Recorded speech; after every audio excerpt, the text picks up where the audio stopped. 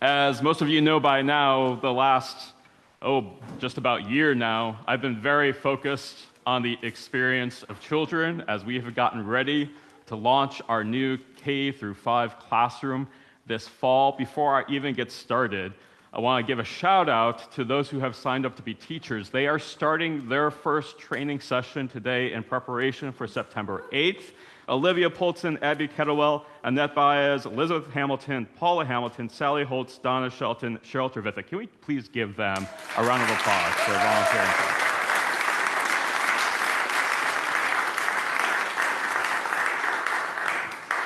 I'm very excited about this. But as I said, I've been thinking about the experience of children, and this week, getting that classroom ready, elbows deep in pipe cleaners and watercolor paints, my mind starts going all sorts of places. And I started thinking about the experience of birth order. You know, who is born first in the family, middle, last. So only answer if you feel comfortable, but show of hands. First, who are our only children in the crowd? Okay, all right. Who are the firstborn, not only children? All right. Middle children? Identify as middle children. All right, let me get those down. No, what people say about you is unfair and untrue, middle children. And then who among us are the lastborn, like me? Quite a few of us. All right. Are the rest of you as tired as I am of being called the baby of the family? Yes. But because I am the baby of the family, I have long been curious about the experience of my older siblings and what that has meant in terms of how they grew up and their experience of our family, and particularly as the lastborn, that experience of a new child coming into the family, especially for the firstborn, who has only known the love of their parents and themselves in that, and then suddenly there is this new thing that's crying, demanding food, demanding love and attention. And so many older siblings I know step right into that role of being co-parent, right? And taking care of and loving and feeding their younger siblings. But even in the most generous of firstborn children, I wonder about that trauma, wondering when that child arrives, does this mean I will get less? Is there going to be enough food for me? Is there going to be enough love for me?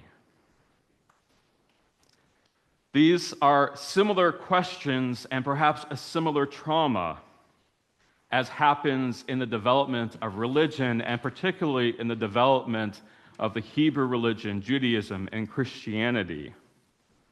It's not an accident that John's gospel leans so heavily into the father language.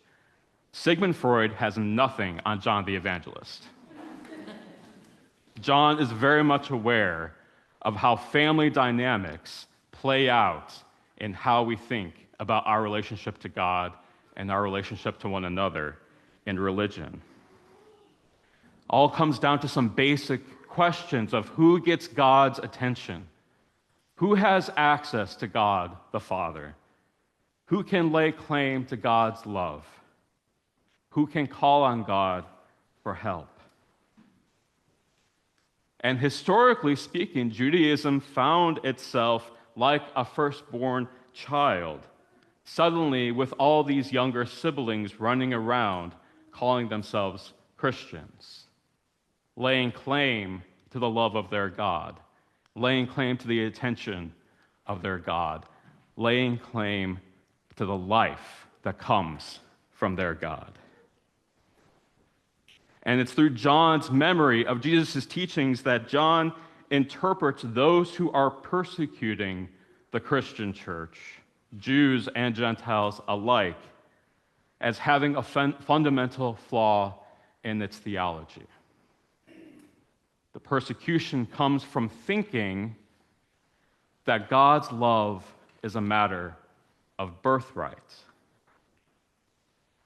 That God's love is a matter of being born to the right parents at the right time, in the right place, being born into the right language and culture and worldview. That theology of birthright says, I was here first. I'm here. I'm doing things the right way. Get in line. The theology of birthright mistakes that accidental, undeserved privilege of birth with personal righteousness and achievements. And before you walk away from here thinking that this is a problem with Judaism specifically, let me disabuse you of that. One more show of hands. How many of us, we good Christian folks in this space, how many of us grew up in a household that in one way or another identified as Christian? Show of hands. Catholic, Protestant, yeah, right? Is God's salvation simply a matter of being born to the right family, being born in the right country, being born in the right place and the right time? Is salvation a matter of birthright? And if it's not, then what are the ways that we, good Christian folks, confuse the accidents of our birth with our own righteousness? Thinking that we are more beloved of God because of things that had nothing to do with us, but that we were just born into, that we have always assumed we had access to. And whom do we push away from God and from our communities, saying, back up, we were here first. Get in line, or even better, go back where you came from, because there's not enough to go around. And where else in our common lives does this theology of birthright show up? Jesus said, no one can come to me unless drawn by the Father who sent me. How often we have misinterpreted this as Jesus saying that somehow his followers are this exclusive club, that God has handpicked them, right? It's that theology of birthright that we are interpreting those words through, but that's not at all what Jesus is saying. He is, in fact, repelling that theology, repelling that notion of birthright, repelling that notion of get in line or go back where you came from. Because what he is saying is that everyone who ends up following me is there because God sent them there. These are not people that need to wait in line. It's God's will that all people are being drawn to me. It's God's will that all people should know the love of God.